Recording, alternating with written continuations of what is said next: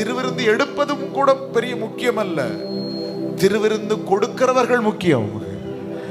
யாரிடத்திலிருந்து திருவிருந்து வாங்குகிறோம் முக்கியம். ஞானஸ்நானம் பெற்றுக்கொள்வது முக்கியம் அல்ல, யாரிடத்திலிருந்து ஞானஸ்நானம் பெற்றுக்கொள்ளுகிறோம் அதுவும் முக்கியம். யாருடைய நிழலில் வளர்க்கப்படுகிறோம் அது ரொம்ப முக்கியம். யார் நம்மை உபதேசித்துக் கொண்டிருக்கிறோம் அது ரொம்ப முக்கியம். யாருக்கு நிழல்ல நம்ம நிக்கிறோம் அது ரொம்ப முக்கியம். இதெல்லாம் ரொம்ப ரொம்ப ரொம்ப முக்கியம். எங்கேயோ போனேன், எங்கேயோ இருந்தேன், எப்படியோ எடுத்தேன், அதெல்லாம் வேற. நான் எங்க யாருக்கு நிழல்ல வந்தேன், யாருக்கு நிழல்ல போயிட்டு இருக்கிறேன், எந்த அபிஷேகத்துக்கு கீழே நான் நிக்கிறேன், இது ரொம்ப முக்கியங்க. ரொம்ப முக்கியம், ரொம்ப முக்கியம், ரொம்ப முக்கியம், ரொம்ப முக்கியம்.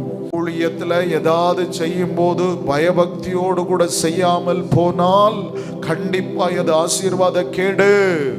தாழ்மையோடு, மனத்தாழ்மையோடு தேவனுடைய ஆலயத்தில் பணிவிடைகள் செய்யும் போது நமக்குள் அந்த தாழ்மை நமக்கு உண்டாக வேண்டும். இது கிருபையின் காலமா இருந்தாலும் ஒரு ஊழியம் செய்ய நம்ம போய் நிற்கும் போது எத்தனையோ முறை அந்த ஊழியத்தை செய்திருக்கலாம், எத்தனையோ முறை அந்த காரியத்தை செய்த பழக்கம் இருக்கலாம்.